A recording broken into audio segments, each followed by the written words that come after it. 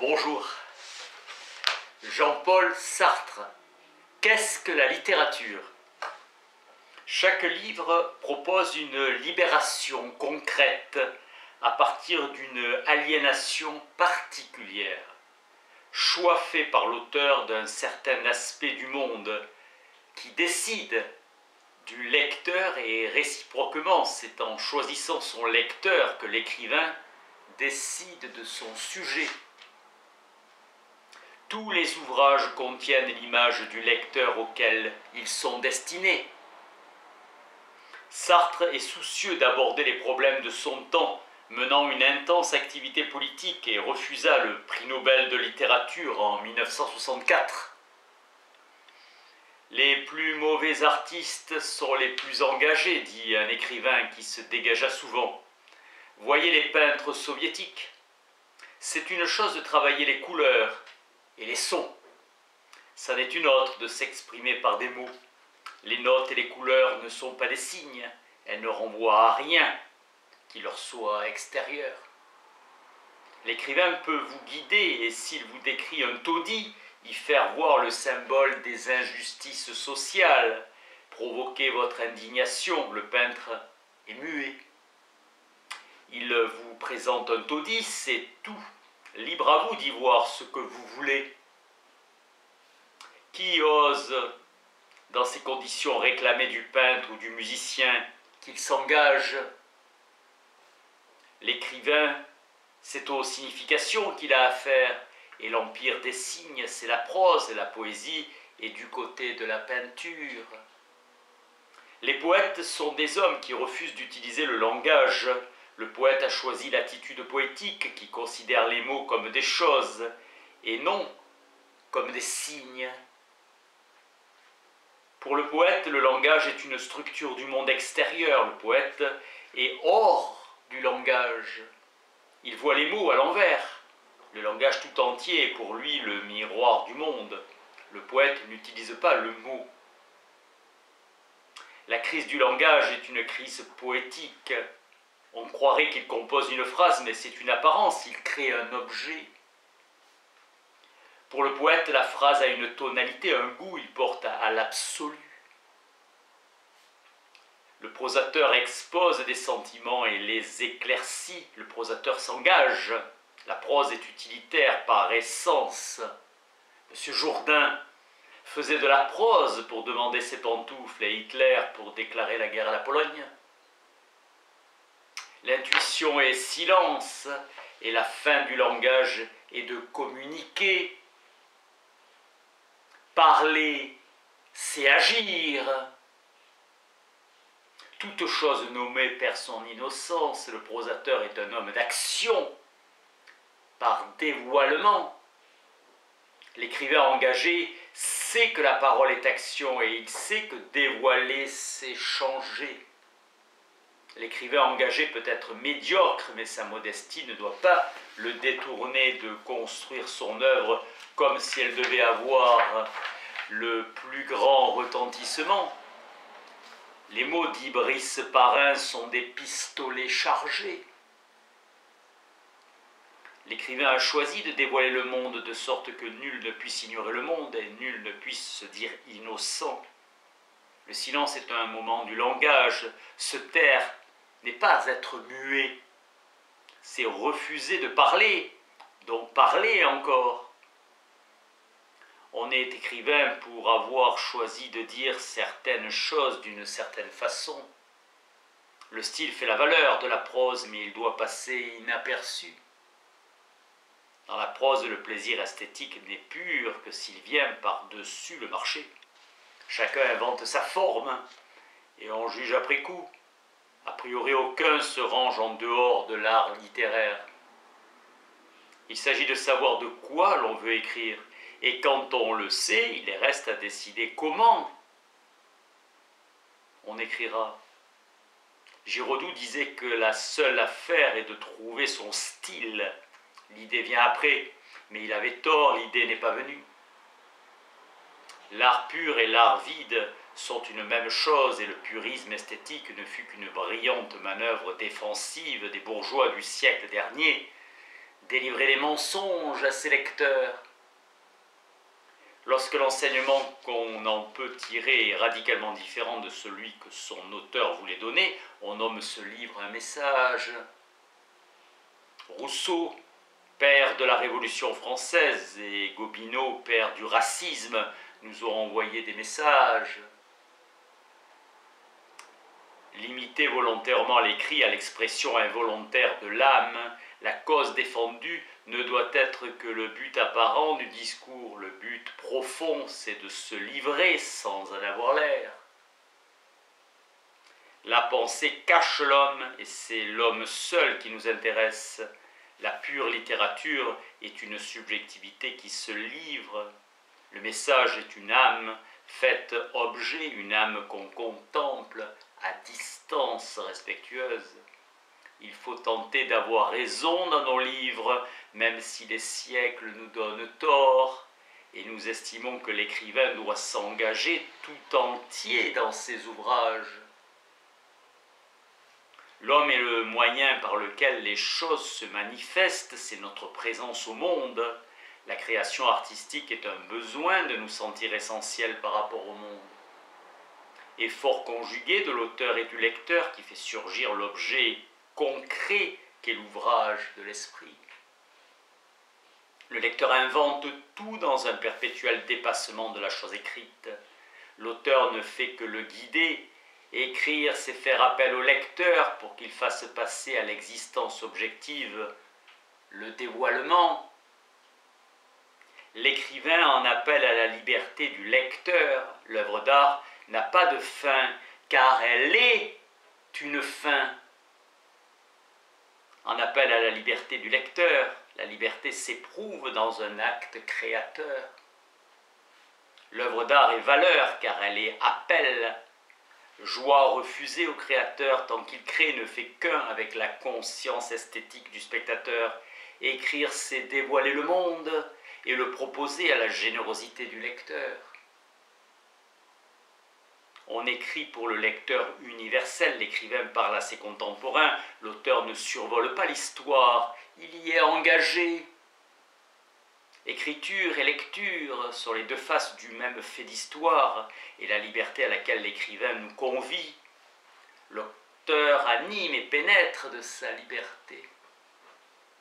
Les libertés de l'auteur et du lecteur se cherchent et s'affectent à travers un monde, et c'est en choisissant son lecteur que l'écrivain décide de son sujet.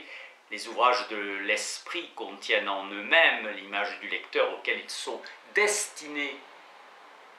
La seule forme d'opposition qu'on peut réclamer de la population est le silence, le mépris et l'obéissance forcée. Le projet d'écrire et le libre dépassement d'une certaine situation humaine est total. Blaise Pascal disait « Nous sommes embarqués ». Un écrivain est engagé lorsqu'il tâche à prendre la conscience la plus lucide et la plus entière d'être embarqué, passant l'engagement de la spontanéité immédiate au réfléchi. L'écrivain est médiateur par excellence et son engagement est la médiation. Je suis auteur par mon libre projet d'écrire. Quand je deviens écrivain, je dois répondre à une certaine demande. Un noir, par exemple, se découvre une vocation d'écrivain et devient l'homme qui voit les blancs du dehors et dont chaque livre montrera l'aliénation de la race noire au sein de la société, comme Richard Wright.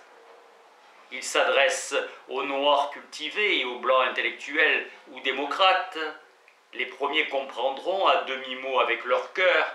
Les lecteurs blancs représenteront l'autre, n'ayant pas vécu ce que l'auteur a vécu et devront faire un effort extrême en s'appuyant sur des analogies. Baudelaire appelle une double postulation simultanée. Chaque mot renvoie à deux contextes, chaque phrase deux forces déterminant la tension du récit. L'écrivain donne à la société une conscience malheureuse. Ainsi, l'écrivain est un parasite de l'élite gouvernante et dirigeante. Dans une société sans classe et dont la structure interne serait la révolution permanente, l'écrivain pourrait être médiateur pour tous et sa contestation pourrait accompagner les changements de fait. La littérature s'identifie avec l'idéologie des dirigeants, et la médiation s'opère au sein de la classe. La contestation porte sur le détail. Écriture comme droit de l'homme et moyen de communiquer avec l'autre, ainsi le paysan le plus inculte est un lecteur en puissance. Savoir lire, c'est avoir l'outil nécessaire pour acquérir les connaissances des textes, et savoir écrire, c'est savoir commenter. L'écrivain a pour mission de prouver son autonomie en se livrant à la contemplation. Le public de l'écrivain reste strictement limité. Aujourd'hui, le public est en état de passivité et attend qu'on lui impose des idées, masse inerte dans laquelle l'idée va prendre corps. La société a son langage qu'elle entend retrouver dans les livres qu'elle lit. Les auteurs au XVIIIe siècle ont un public éclairé, ils sont ignorés du peuple, paradis perdu des écrivains français. La censure dissimule une faiblesse secrète. La bourgeoisie souhaite des lumières. C'est à la noblesse qu'il emprunte ses manières et la grâce du style. Prise de conscience dans la spiritualité, la littérature est la vérité. L'homme se libère de l'histoire. L'écrivain du XVIIIe revendique le droit d'exercer contre l'histoire une raison anti-historique. Il réclame de ses contemporains qu'ils brisent leurs attaches historiques pour le rejoindre dans l'universalité. Il réclame la liberté de penser et d'exprimer sa pensée. Il se considère comme un guide et un chef spirituel. Le roman aussi peut être un acte, fonction libératrice de la littérature, incitation à la révolte et invite à la lucidité et à l'examen critique de la classe dirigeante. Écrire, c'est donner. Position critique par essence, l'écrivain perçoit dans sa pureté une nouvelle dimension de la temporalité, le présent. Ne se bornant pas à contempler les idées éternelles, ces livres sont de libres appels à la liberté des lecteurs. La bourgeoisie absorbe la noblesse. L'œuvre d'art ne se réduit pas à l'idée car elle est production et existence, liberté. La bourgeoisie considère l'écrivain comme un expert et lui demande de faire partager son expérience, demande de recettes infaillibles pour dominer. La morale est utilitaire. Victor Hugo pénètre partout, le seul de nos écrivains qui soit vraiment populaire. Au XIXe siècle, la littérature refuse de servir l'idéologie bourgeoise.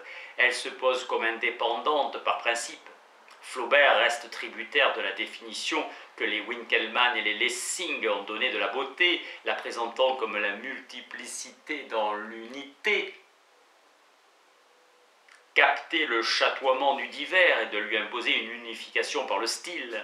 La littérature, en découvrant son autonomie, est elle-même son propre objet. Les auteurs adaptent leur art à l'ouverture des esprits. La perfection dans l'inutile, c'est la beauté. De l'art, pour l'art. La littérature est la subjectivité portée à l'absolu. Le romanesque du XIXe offre au public une image rassurante de la bourgeoisie. Les auteurs font porter leurs efforts sur la narration de l'événement. L'essence de l'œuvre littéraire, c'est la liberté se découvrant et se voulant totalement elle-même. Le livre est le miroir du monde en tant que le monde est son œuvre. Il est faux que l'auteur agisse sur ses lecteurs, il fait seulement appel à leur liberté. Ainsi, dans une société sans classe, la littérature achèverait de prendre conscience d'elle-même. René Etiamble, heureux les écrivains qui meurent pour quelque chose. Seul l'écrivain français demeurait un bourgeois, l'américain a exercé des métiers manuels.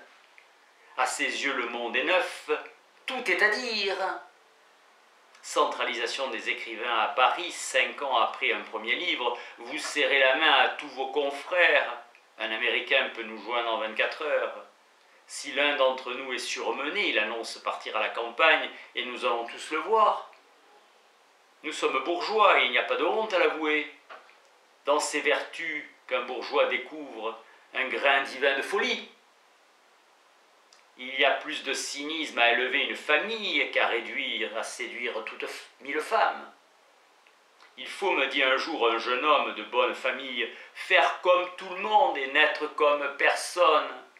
Profondeur abjecte de la mauvaise foi, être comme personne, c'est sauver son âme par de beaux écrits destructeurs et respectueux. Les jeunes bourgeois du surréalisme veulent aimer la culture et la ruiner. La conscience, le moi est bourgeois, Breton précise que la révolution surréaliste n'est pas de changer l'ordre apparent des choses, mais de créer un mouvement dans les esprits. Destruction radicale pour conférer une dignité supérieure, sauter hors de la condition humaine. Breton écrit « transformer le monde ». A dit Marx « changer la vie ». A dit Rimbaud. Pour le militant marxiste, la transformation sociale peut seule permettre des modifications radicales du sentiment et de la pensée. Le surréalisme se déclare révolutionnaire et tend la main au Parti communiste, révolte contre les contraintes extérieures. Ces indignations s'expriment abstraitement par une conception de la négation qui entraînera une négation de la classe bourgeoise. Les surréalistes n'ont aucun lecteur dans le prolétariat. Le public est ailleurs. Leur révolte demeure en marge de la révolution. Le parti comme médiation entre les classes moyennes et le prolétariat. À la question « Pourquoi vous écrivez ?», Prévost répond « Pour gagner ma vie ». Il a tort. On n'écrit pas pour gagner sa vie. Un métier s'apprend et on ne méprise pas sa clientèle. C'est avec l'affaire Dreyfus que la petite bourgeoisie laborieuse et libérale a pris conscience d'elle-même, anticléricale, antiraciste, individualiste, rationaliste et progressiste. Fière de ces institutions, elle accepte de les modifier mais non de les bouleverser. Le succès de Faulkner ou d'Hemingway n'a pas été l'effet du snobisme, mais le réflexe de défense d'une littérature menacée par la situation historique. Dans une société qui insiste sur la production, l'œuvre littéraire demeure gratuite. Cette gratuité est notre orgueil, mettant l'accent sur notre travail, c'est l'image de notre liberté. L'œuvre d'art est gratuite car elle est fin absolue. Elle souhaite représenter la libre conscience d'une société de production. Notre rôle est tracé, la littérature est négativité, elle conteste l'aliénation du travail en présentant l'homme comme action créatrice. La sensation est présentée comme jouissance, ce qui est philosophiquement faux. Être, c'est s'approprier. Baudelaire est mort, sans public. Et nous, sans faire nos preuves, nous avons un public dans le monde entier. Nous sommes beaucoup plus connus que nos livres ne sont lus. Nous touchons les gens sans même le vouloir, il ne dépend pas de nous d'avoir du talent, mais comme nous avons choisi le métier d'écrire, chacun de nous est responsable que la littérature ne retombe pas dans l'aliénation. La classe bourgeoise nous a appris la valeur de ses conquêtes, les libertés politiques. À agir sur l'opinion de nos concitoyens, c'est notre tâche d'écrivain que de représenter le monde et d'en témoigner. La liberté, principe et but de toute activité humaine, la littérature doit être surtout construction. Il n'est plus temps de décrire ni de narrer, se borner à expliquer. La description est pure jouissance contemplative, l'explication est acceptation, elle excuse tout. Montrer le monde, c'est toujours le dévoiler. Une issue, ça s'invente. L'homme est à inventer chaque jour. Tout cela n'est pas si important, le monde peut fort bien se passer de la littérature et il peut encore mieux se passer de l'homme. La totalité de l'homme est nécessairement une synthèse, une unité organique et schématique. L'homme surréaliste est une addition, un mélange, mais jamais une synthèse. Le recours à l'imaginaire est protestation, le matérialisme délivre l'homme de ses mythes, il est libération, mais pour mieux asservir encore. La peste de Camus est un exemple du mouvement unificateur qui fonde dans l'unité organique d'un seul mythe une pluralité des thèmes critiques et constructeurs. L'objectivité absolue, le récit à la troisième personne, présente les personnages par leur conduite et leurs paroles en conservant l'ordre chronologique strict. Amour profond de la matérialité des surréalistes qui amène à professer le matérialisme. Les surréalistes ont voulu libérer le désir humain. Ils ont proclamé que l'homme était désir. Merci.